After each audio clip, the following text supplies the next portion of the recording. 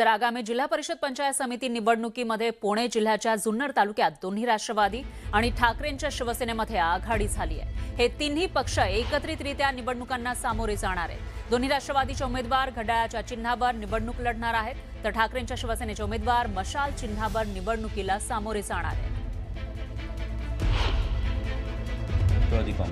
राष्ट्रवादी काँग्रेस शरदचंद्र पवार आणि राष्ट्रवादी काँग्रेस आणि शिवसेना उद्धव बाळासाहेब ठाकरे असे तीन पक्ष आम्ही एकत्र मिळून ही जिल्हा परिषद आणि पंचायत समितीच्या निवडणुका आम्ही लढवत आहोत। जी अंतर्गत जागा वाटपाची जी काही प्राथमिक चर्चा आहे ती अगदी अंतिम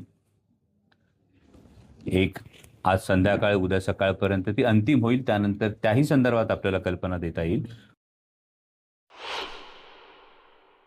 त्याच्यात खूप आनंद आहे।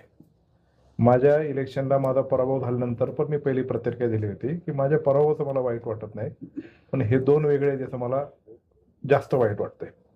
आता एकत्र झाले त्याचा मला खूप आनंद आहे आणि मी कार्यकर्त्यांशी संवाद साधल्यानंतर प्रत्येक गट वाईज आम्ही जेव्हा बैठक घेतली तेव्हा लोक खूप खुश आहेत।